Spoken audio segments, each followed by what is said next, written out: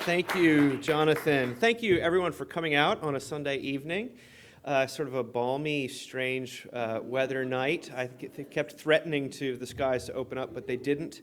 So I'm, anyway, thrilled to be here in what I told my wife was by far the most opulent speaking venue I've ever spoken in. So I said, they got the message about the molding that I requested, so you can thank me for that.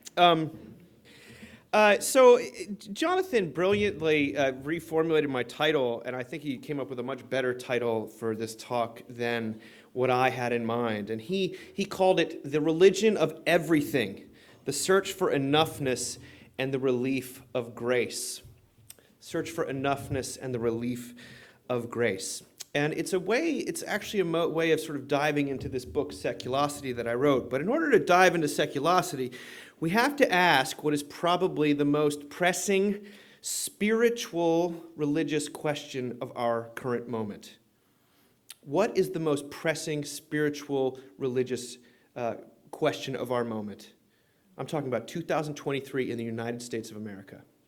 The question is this: why is Taylor Swift so popular?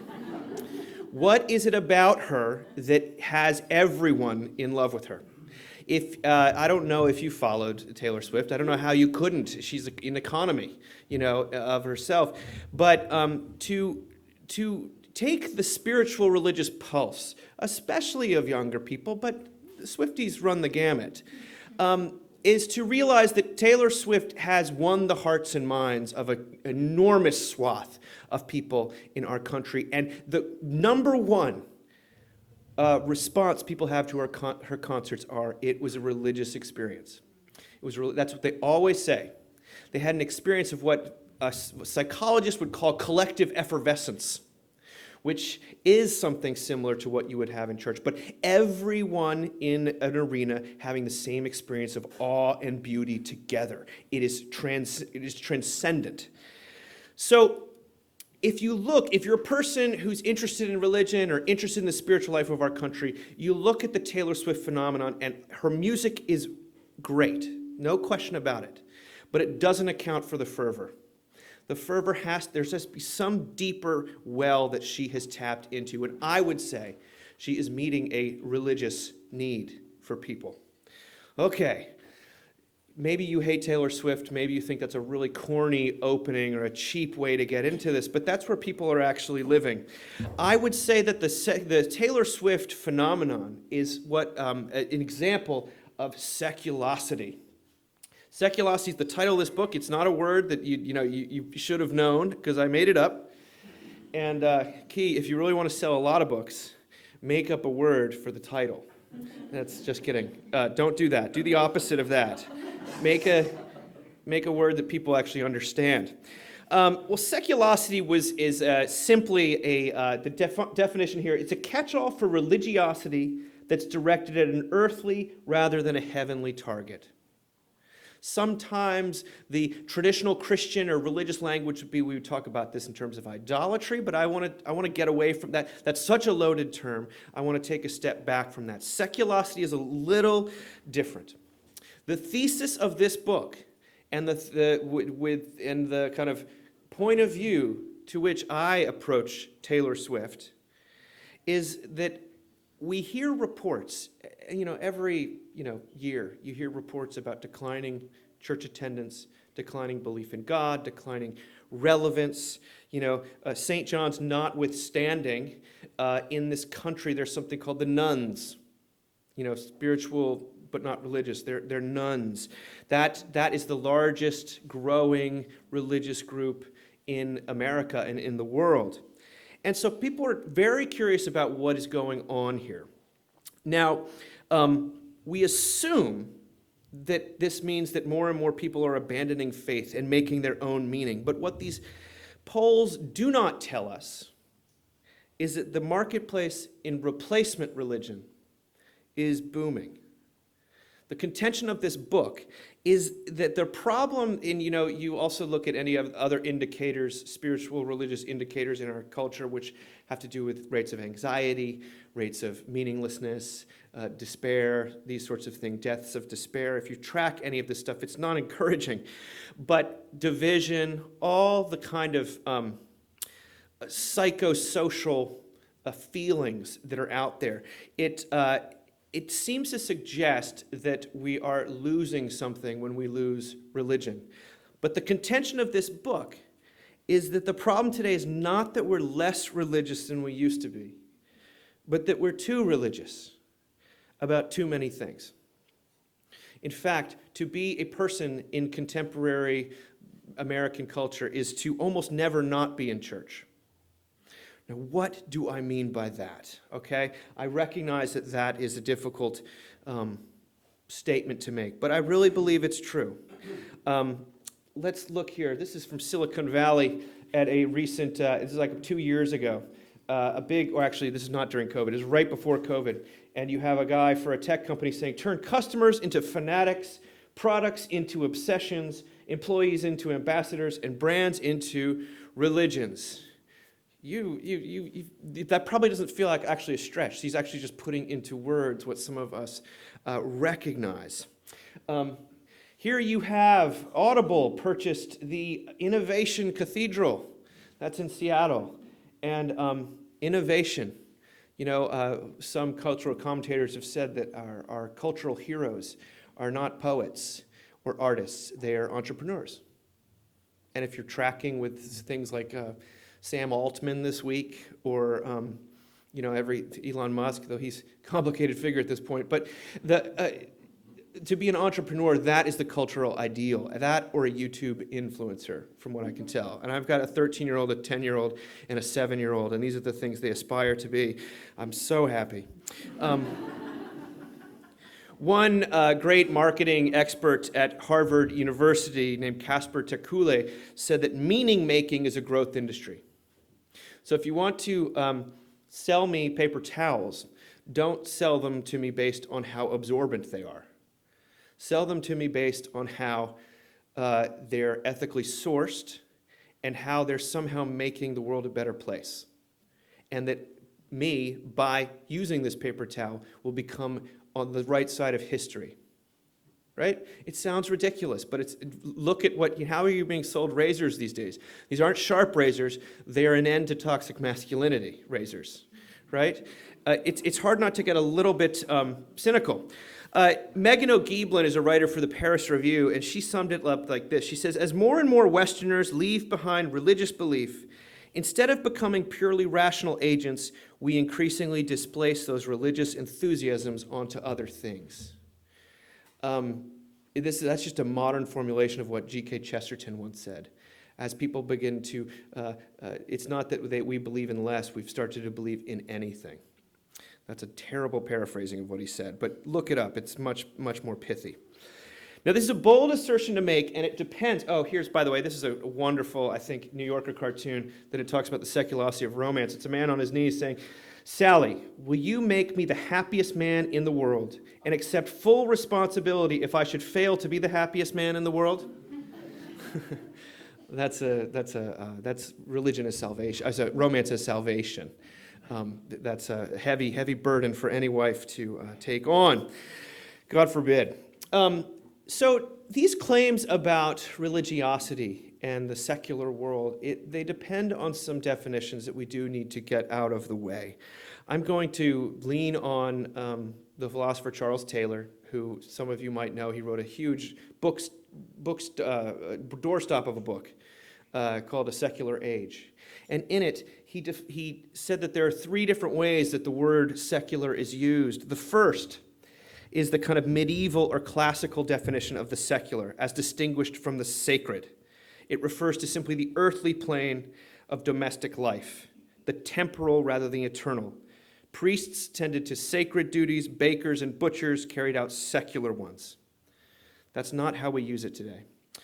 Secular, too, would be sort of in modernity. The second typology here would be, or post-Enlightenment. Secular begins to mean a-religious, neutral, objective.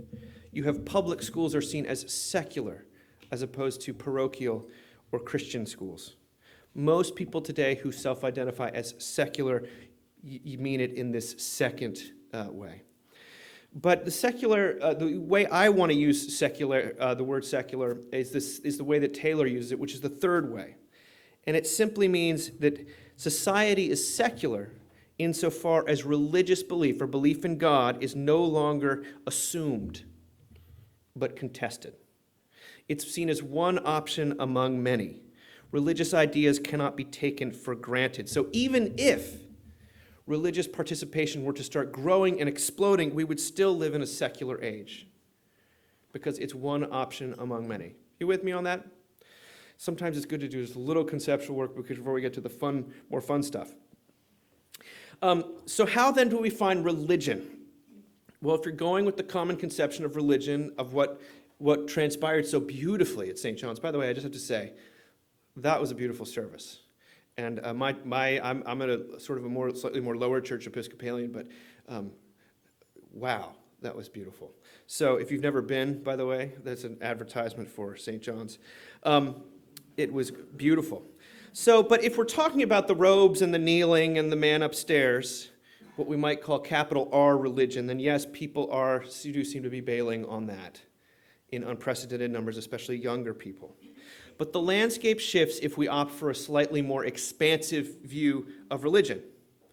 The writer David Dark, who I like a lot, he wrote a book called Life's Too Short to Pretend You're Not Religious. Quite a confrontational title. But he calls your religion the controlling story of your life. It is the question of how we dispose our energies, how we see fit to organize our lives, and in many cases, the lives of others.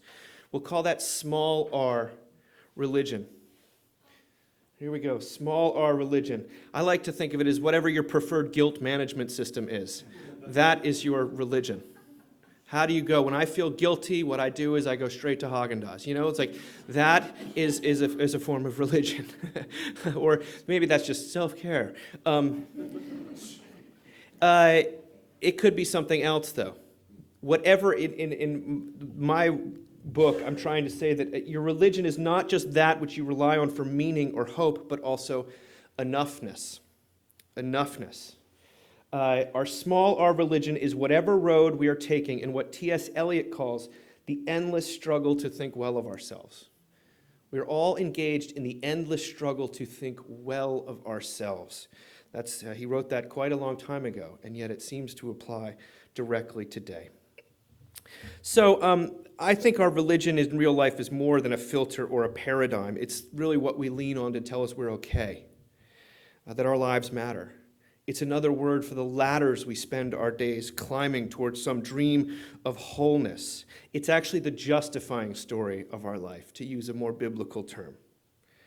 There was a wonderful article, or actually a harrowing and frightening article in the New York Times a few years ago about the spate of suicide on Ivy League campuses and in what they're called suburban bubbles.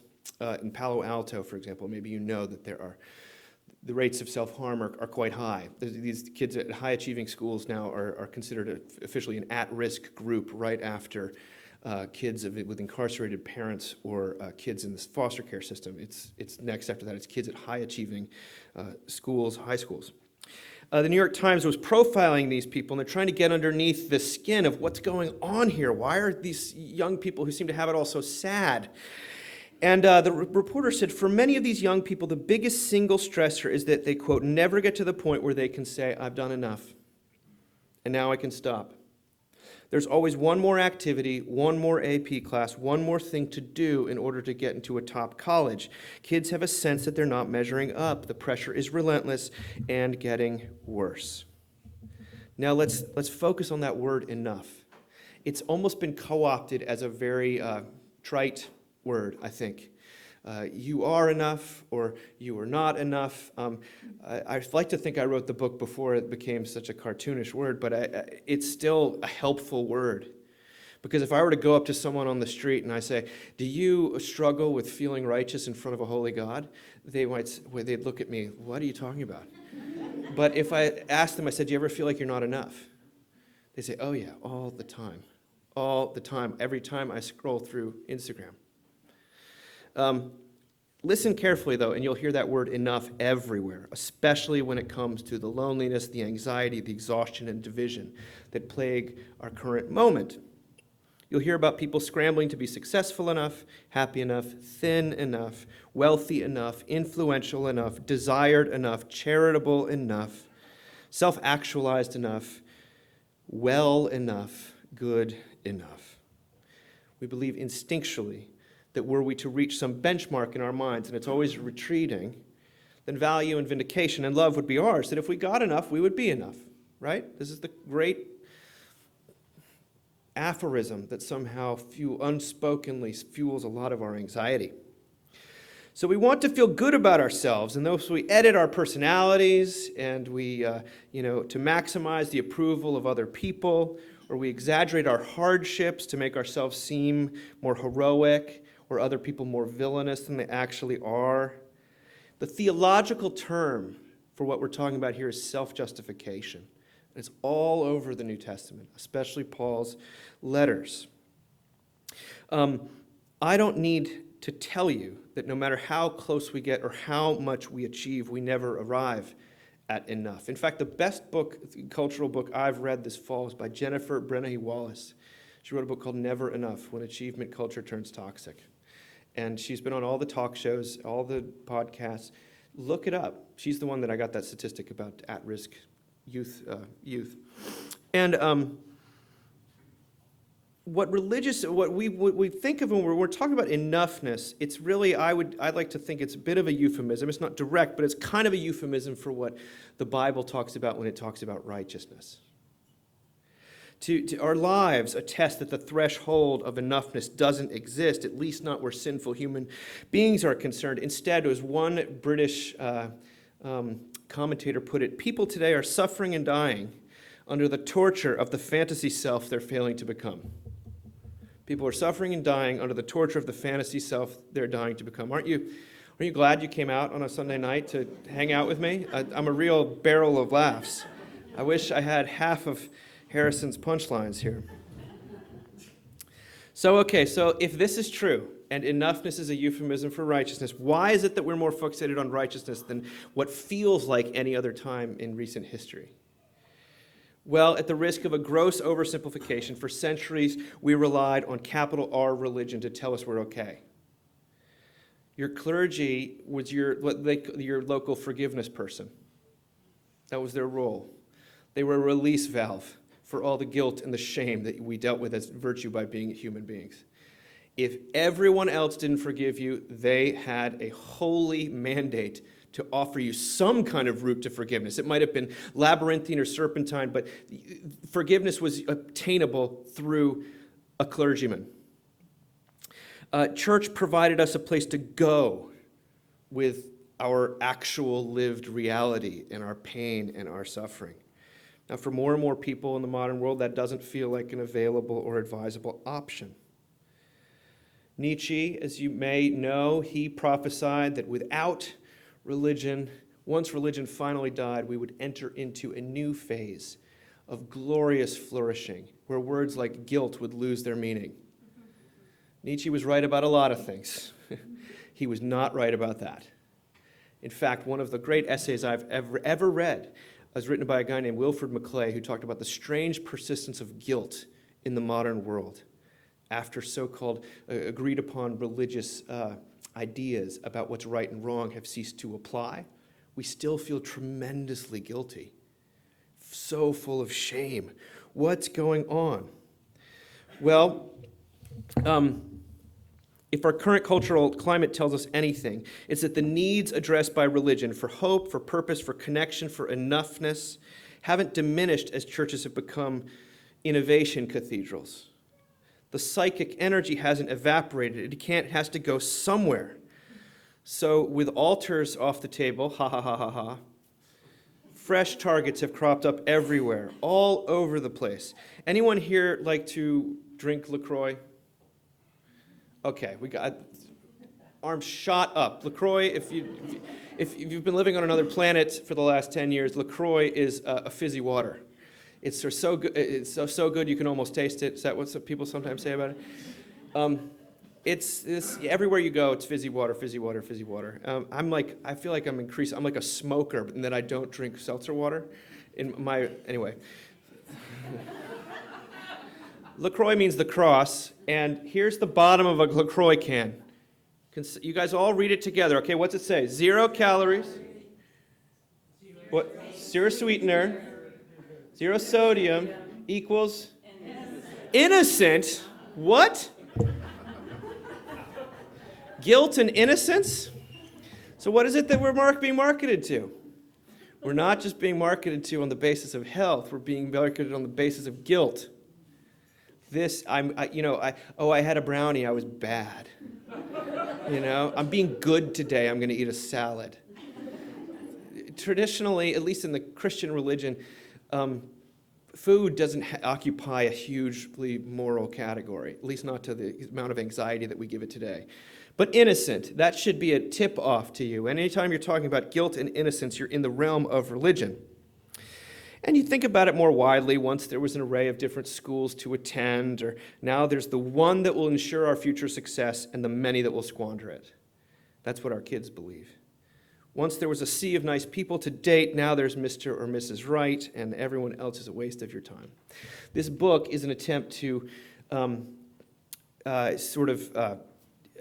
profile some of these replacement religions. And I try to talk about them from inside. Like, I'm a person that looks to my parenting, to romance, to my career, to technology, to all these things for some sense of enoughness. I'm not somehow outside of the human race.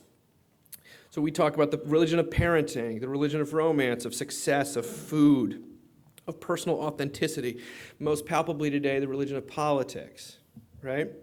They all go by different names, but they function more or less the same. They cast a vision of enoughness and then implore us to realize that vision with forbearance, grit, and hard currency for the sake of some kind of existential reward. In other words, they maintain much of the demand and much of the ritual of old-time religion, but none of the mercy or forgiveness. Jesus is missing from the equation. And it's exhausting, to put it mildly. After I wrote the book, I decided to draft a seculosity creed to give you a little more bone to chew on here, meat to chew on. And I'll read it to you. It's meant to be funny, okay? It's not meant to mock the Apostles' Creed or the Nicene Creed, all right? It's just an attempt to sort of capture the way that we actually live our lives today. We believe in one self, the authentic, the improving, arbiter of the real and the enough of all that is, both online and IRL. Now I'm going to update this because Tom Brady and Giselle got divorced. We believe in one goal, our becoming Taylor Swift, or possibly her boyfriend, Travis Kelce. Eternally killing it, productive yet creative, undistracted yet non-anxious, true soulmate of a true soulmate, more engineered than born, of one algorithm with the influencer through whom all moments go viral. For our tribe and our tribe only, Taylor became vulnerable, delivered an Oprah-approved TED Talk, and achieved work-life balance. For our sake, she was pilloried on social media, gained weight, and was canceled.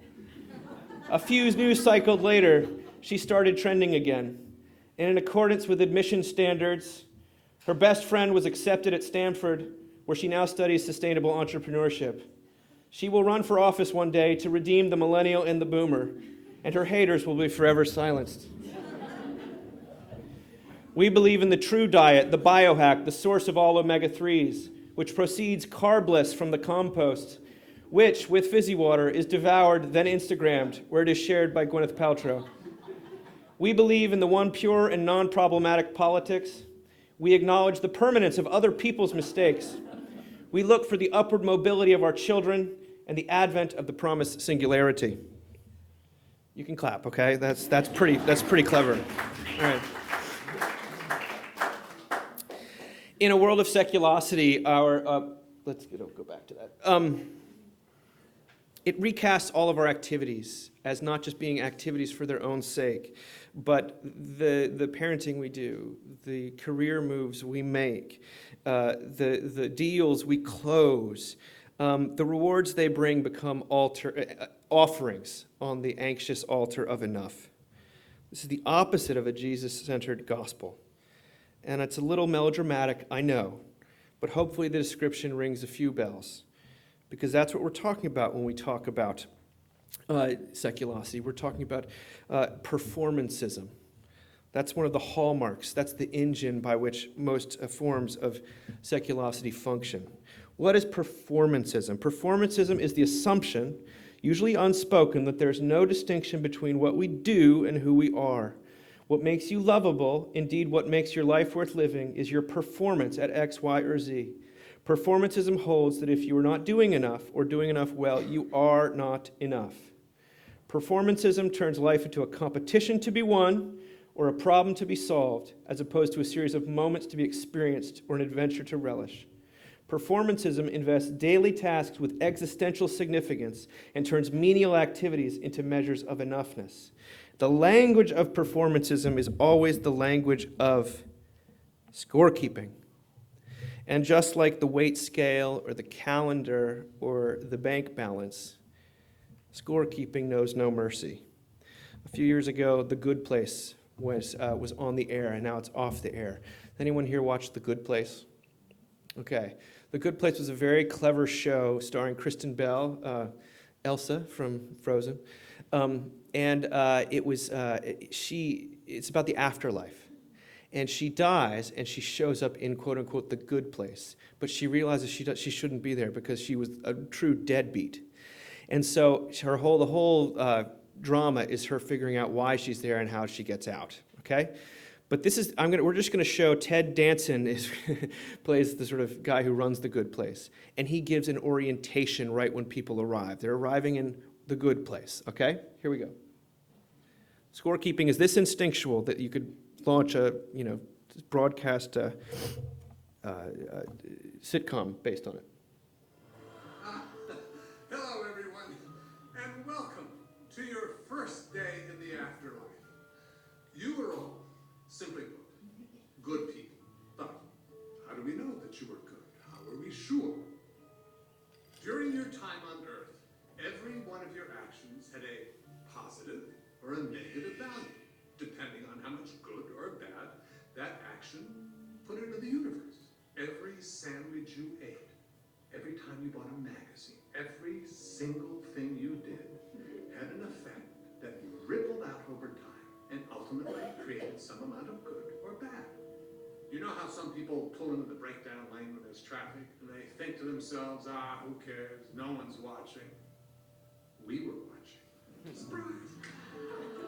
Anyway, when your time on Earth is ended, we calculate the total value of your life using our perfectly accurate measuring system. Only the people with the very highest scores, the true cream of the crop, get to come here, to the good place. What happens to everyone else, you ask? Don't worry about it. The point is, you are here because you lived one of the very best lives that could be lived. And you won't be alone. Your true soulmate is here too. That's right, soulmates are real. One of the other people in your neighborhood is your actual soulmate, and you will spend eternity together. So welcome to eternal happiness. Welcome to the good place. Sponsored by otters holding hands while they sleep. You know the way you feel when you see a picture of two otters holding hands? That's how you're going to feel every day. Pretty funny. Like if you rooted for the Cleveland Browns for like years, you get like 20 extra points. Okay, so this is the scorekeeping is the mode by which we live. It's the world of resumes and transcripts, but it's also the world of, let's face it, social media, of quantifiable affirmation, likes and follows and comments. And when supercharged by technology, this sort of performancism can actually be quite deadly. As we know, smartphones have ushered in an era where these comparisons we make are unceasing and meticulously curated. The competitive righteousness that is displayed on our little screens naturally only accelerates.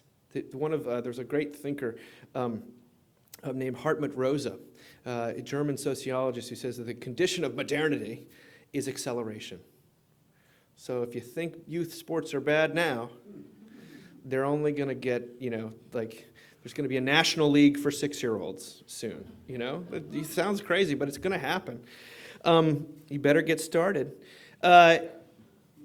You would presume this kind of competitive righteousness, if this is really what's going on, and I think it is, then naturally anxiety would skyrocket.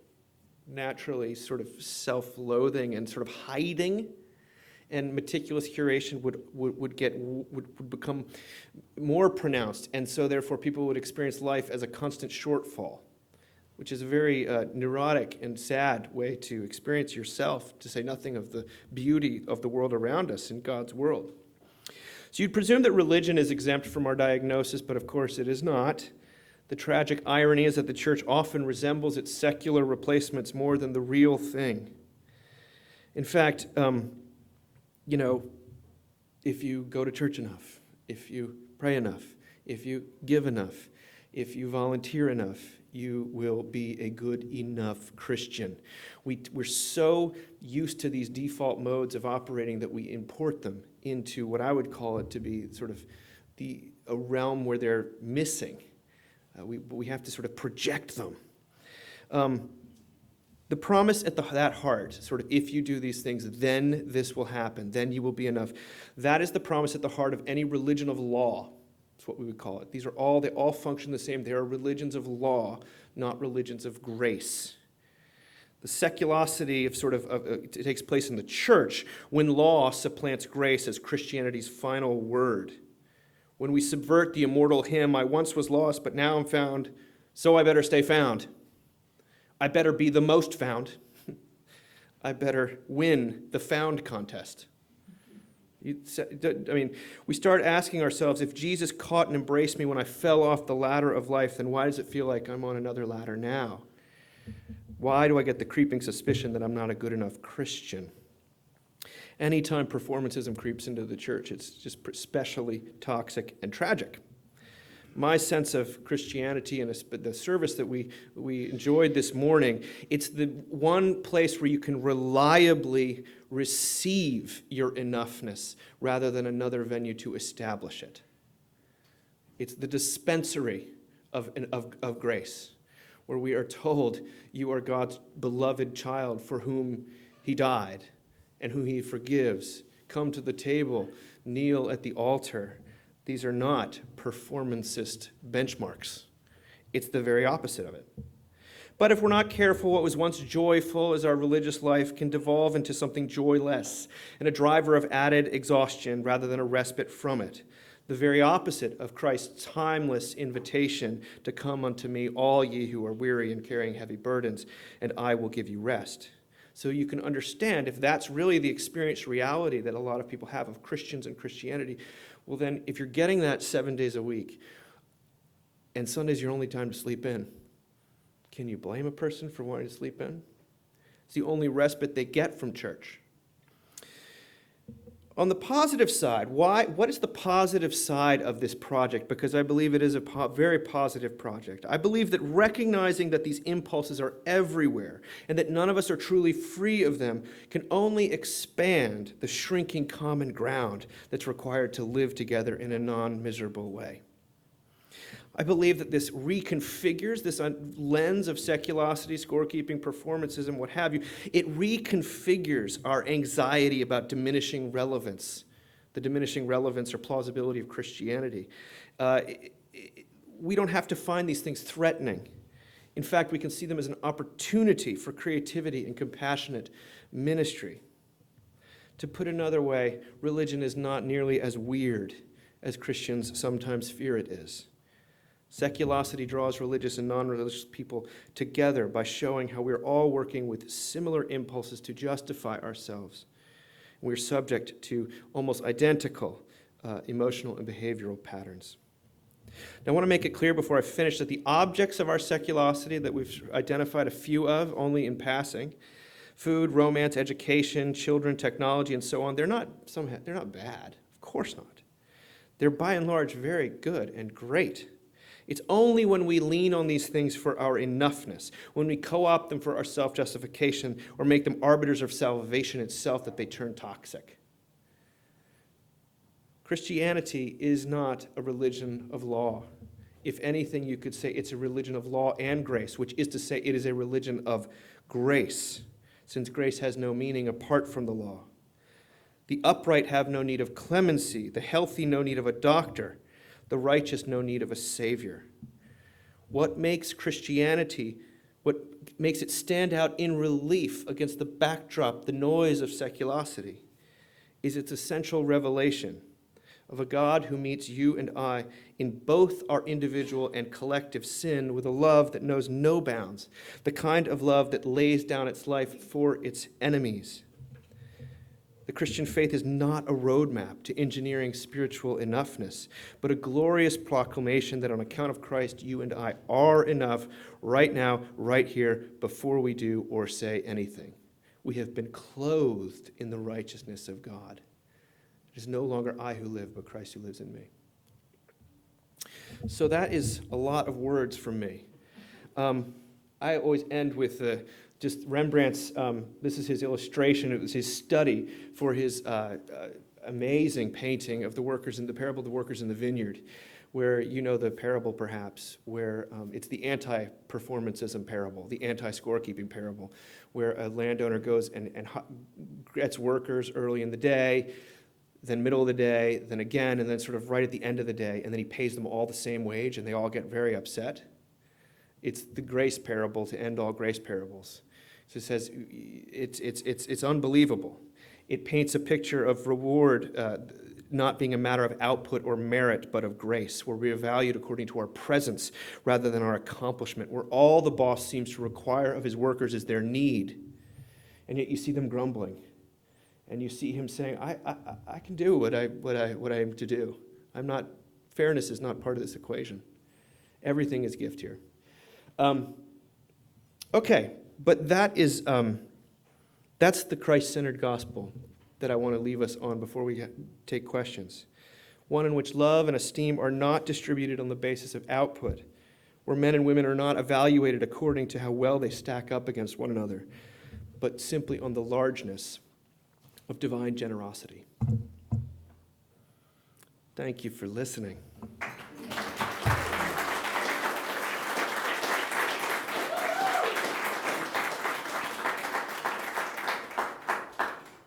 Thanks so much, Dave. What a blessing, as expected. I'm going to ask a couple questions and then be thinking, or maybe you've already been thinking about things to ask, and I'll hand it over to you all in just a second. But one thing I was thinking about is, I guess I was thinking about my own self. When you're younger, there seems to be a sort of optimism, a desire for, achievement. That's in some ways a good thing, right? You want kids to want to do. Okay, here's a little story. My son was baptized 10 years ago, and Bono was at his baptism. He was randomly at our church in New York that day. And I'm a U2 fan, and so I went up to Bono and I was like, this is crazy. My son's going to be baptized today. And I handed him to Bono, and he rubbed his face in my son's head. It was crazy. And then he said, which this is the literal most Bono thing anyone could ever say, that he said, you got to raise them to do great things in the world. There's so much to do. There's so much to do. And on one hand, I'm like, yeah, you're right. I want to raise them to do great things. But at the same time, holy moly, that's a lot of pressure, right? This kid's 3 months old. So I guess what I'm asking is, there's a sort of youthful optimism and a sort of desire for structure in life, a desire for someone to give you meaning. And what we're talking about, I'm closer, I'm middle-aged really. And so to me, man, the relief, I'm ready for the relief, right? I'm ready for grace. I'm over the achievement-based thing. But I'm wondering, have you found that it's harder to convince teenagers or younger people that they should give up this struggle, or maybe that's just maybe everyone's dealing with it. I don't know. Oh, it's a really good question. I don't quite know the full answer of how does this fit into an American preoccupation with excellence.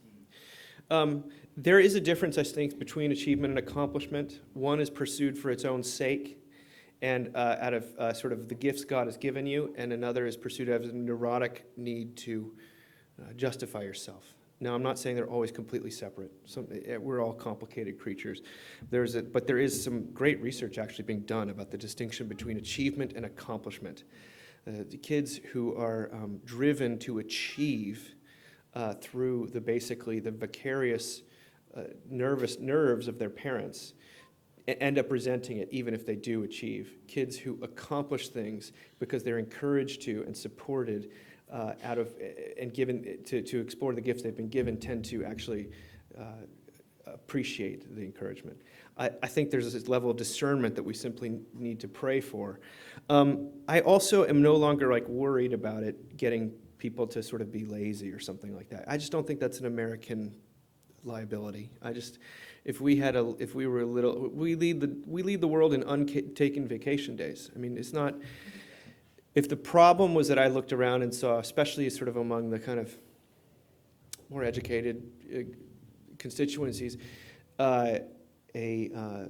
just a pure self-indulgence. I mean, there's such a thing as entitlement, but I think that the nonstop drumbeat of achieve, anything we can do as Christians to say there is actually another way to live, and to bring about that nervous breakdown a little earlier would be a good thing. But, you never want to squash someone's eagerness or excitement or inspiration. I think that's the process of life, is like chasing the inspiration where it comes. So yeah, I don't think there's a formula, I guess I could say, but I don't think this is in any way opposed to getting out of bed and doing great things. I think there's also a bit of a location issue. I mean, one of the things that we hear a lot in Christian circles, especially in mainline Christian circles, is that the prosperity gospel is terrible. And it's sort of, it's terrible if you're a neurotic who feels that you're never working hard enough and that God's favor is directly dependent on your own efforts. If you're someone who's never been told that their own efforts matter at all, you're going to hear the prosperity gospel in a completely different way. And so there is a slight discernment of the location that a person's dealing with. We can talk more about that later. I know you and I are both big Nick Cave fans, and just grateful for his book that he wrote and just the sort of the Red Hand Files and all of that. But it seems to be I've seen it not just with him, with other people that when you have these moments in life that just destroy your world that you've created, mercy starts looking a whole lot better than achievement or whatever you've sort of put together in life. Sorry. Don't worry, there's mercy. It's okay. Sherman. Yeah. But I don't know. I mean, have you thought about that? And why is that? Why does that happen? Why does something like a death of a child in Nick Cave's? We can't exactly speak to that, but. I think everyone will get to the stage in some point in their life where they need help, and you can avoid it until your deathbed, but you're still going to want it there. I think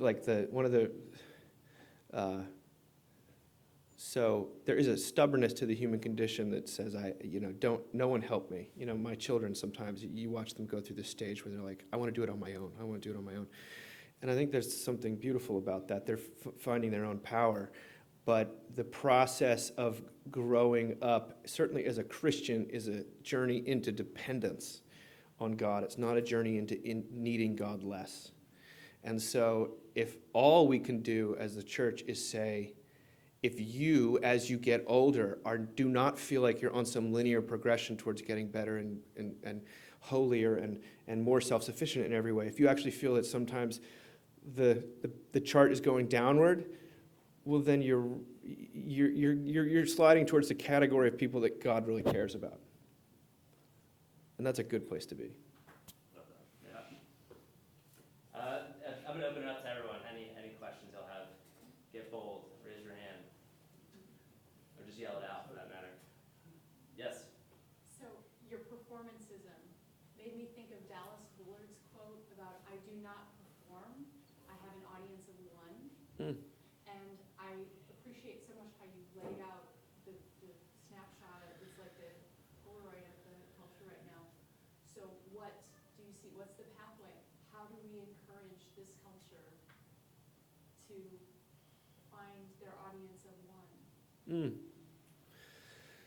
Well, I hope I've painted a picture of a culture that's bringing them to their, we brings us to our knees pretty quickly, I think, over time. And the question is really whether or not they, when they're, is there any place to go with their despair or need? Simply just put it like that.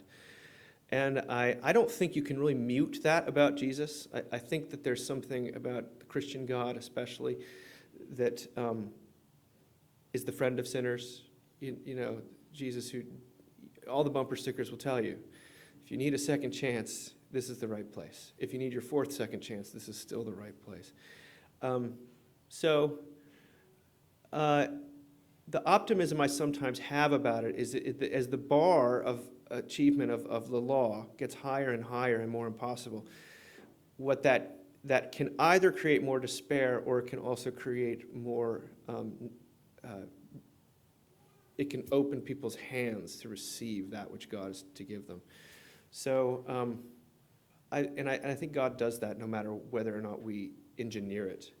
In fact, most of our lives are a story of us fighting against that experience of need and then God showing up in a powerful way in that moment. So I don't know how else to do it except for to do what we can as Christians to say that this is a religion of grace and this is not the place, another place to come to feel terrible about yourself.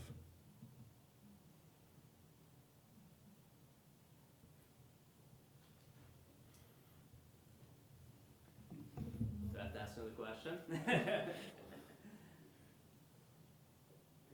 Okay, yeah. You mentioned toward the end of your talk, I can't remember the exact words, said something like, hurry up the midlife crisis? Hurry up the nervous breakdown? Yeah. Can you say more about that? Yeah, I think a nervous breakdown is usually a good thing. It's usually the breakthrough that therapists would say.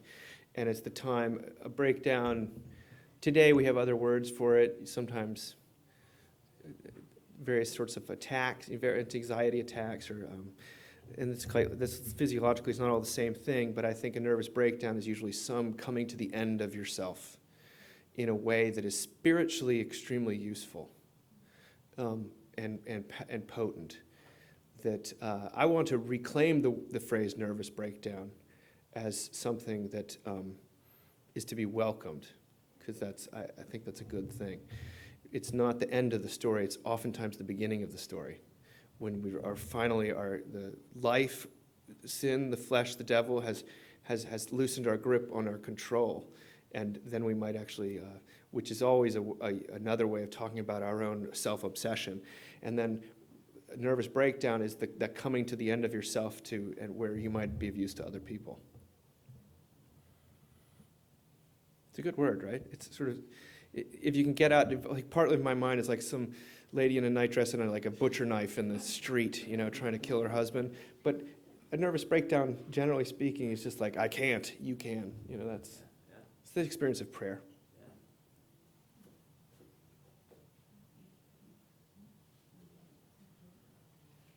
I think you are enough, and I really have enjoyed this because I have a 14-year-old grandson and spend a lot of time with him and his friends, and you know what they're always doing. They're having fun. And I live with a great fear and tension about it, but it really is a battle I can't win as a grandmother. I mean, it's just too big. So the peace that passes understanding is, where you really have to go.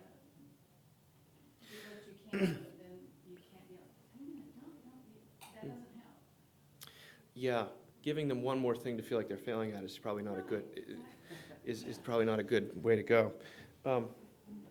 Yeah, we could talk about the technological piece of this. There's lots of ethical questions that were never asked when this, or there's a very skin-deep understanding of human nature that went into the engineering of a lot of these products. But I do think they can be tools. They're tools as well as And it's their future. weapons. So Mockingbird, the ministry that I work with, is very keen on sort of public witness and kind of trying to meet people where they are, and where they are is online. And that's not just young people. That's the largest group that signed up for Facebook last year is 75 to 85. So it's not like you're not any better, is what I'm trying to say.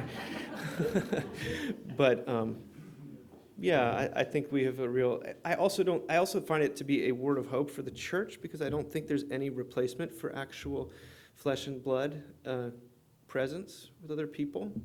And the church is one of the last places where we have intergenerational interactions, where we it's not an affinity group necessarily. It's not just we're all interested. There was a bunch of studies that the AARP did recently where they found that like 60% of people do not have any friends who are 12 to 13 years older or younger than they are. And like that's up from like 40% 10 years ago. And the church becomes there's a premium on that. And I don't think the church should be shy about saying, you're actually going to interact with other people here, and you're not here to control them. You're here to kneel before God and hear some good news. I want to hear, where did the word mockingbird come from? Mockingbird. So we have a journal, a print journal as well, and it's. I believe that a mockingbird repeats the song that it's heard, and so our work is in Mockingbird is to repeat the song of God's grace in whatever key we can, and in creative and interesting ways. But the idea being that people never really move beyond their need for that basic message of God's love and forgiveness. Someone told me that is, you guys just like mocking people? I said, no. No. Remember, there's no grace in Google. Jonathan gave me low anthropology, and maybe he just knew that I've always seen the world through kind of a low anthropology lens, but it really resonated with me, kind of the notion that, you're kind of born this broken being, and you're kind of preach this message to try to become perfect, but you're not going to. Once you kind of embrace that as your reality, it can be very liberating. That you don't need to seek that thing. But it was interesting. I talked with several different friend groups after reading that, and I think that the interesting thing was Jonathan and I had a conversation, and it was very much aligned with that worldview of like, man, it feels like weight off my shoulders to know that I don't have to pursue perfection. But then when I speak with my other friends, it was almost like, what a despairing worldview can you bring to a conversation where you're not pursuing perfection? So how do you find the kind of conversation points to have these discussions where you walk that line between the despair of not bettering yourself or the world around you, but also the liberation and freedom of accepting that you're never going to truly solve every problem and become a perfect being? Thanks. Keith, right? Yeah. Heath. He's referring to Low Anthropology, is my more recent book, which is about human nature and about limitation and weakness being the gateway to compassion and unity and grace and faith. A couple different things. How do people hear a word of low anthropology, which is my euphemism for a biblical view of human nature? Not as defeating or profoundly discouraging. I think, first of all, low anthropology, I think it's true. So whether or not it's discouraging or not, unfortunately, it's the truth. Secondly, it always goes in tandem with a belief in God, with a high Christology, with a robust view of God. So without a strong belief in God, or some allowance for the unknown, you might even say, however a person wants to go there, it can become a sort of almost like a cynicism. But I think the deeper cynicism is actually a certainty about nothing good ever going to happen. I mean, our actual experience of the world is that it's actually a lot better than it could be, I feel like. And to walk through Savannah, like, there's no reason it has to be so beautiful, you know, because I've been to Cleveland. You know, it's like you could be living in a cesspool here, but it's nice, you know. Sorry, no offense to the Clevelanders. It's more Milwaukee. But the there's a lot to say about a low anthropology as it relates to perfection. But the reason a low anthropology connects with people always is it love. Because no one ever feels loved for the things that are great about them. They feel loved because someone stuck around when they weren't so great. So love only makes sense. Respect makes sense in light of people's strengths and their fantastic qualities. Love only makes sense in light of your true self, your reality, which is always an experience of this person stuck around when they didn't have to, or when they didn't have a reason to, or when they were actively discouraged from doing so by my alienating behavior. That's what love is. And I've been to enough wedding rehearsals to know that the deepest friendships are always formed in adversity and mutual suffering. And I wish it wasn't like that, but that's what, you know, fraternity initiation is about. But it's also just about what, you know, it's why young mothers always bond together. Because you're in competition with the people who threaten you, but you are friends with the ones who can support you in the difficult times. So that's love only makes sense in a low anthropology world. Otherwise, it's just dog-eat-dog competition. So, and no one I know under the sun would actually argue with that diagnosis of how love works. Did you have something, Spencer? Yeah, I'll ask something. I was trying to formulate this better in my head, but what would you say to someone younger or younger-ish, not necessarily speaking for myself, but a lot of people I've spent time around, who can see the extreme value in the community or the mercy that comes with being a part of the church, but maybe can't get over some hang-ups they have about Christianity in general, or like bad experiences from their past, stuff like that. But you know, they can see the value so much, and then maybe they have had like a breaking point in their life where they do start to see that mercy was much better than achievement or accomplishment. What would I say to someone like that? Well, you never want to apologize for the church, or you can apologize for the church. Sorry, you never want to defend the church. Or Philip Yancey's got a great line. He says, "I left the church because I found so little grace there, but I returned because I found it nowhere else." That's kind of my MO. It's full of human beings, and yet something about our central doctrine, our confession of faith, the revelation of God in Jesus Christ, cannot actually be muted. It doesn't seem to be by human deviousness or something like that. It might take a long time to get there. Christianity is often the last stop on the bus for people.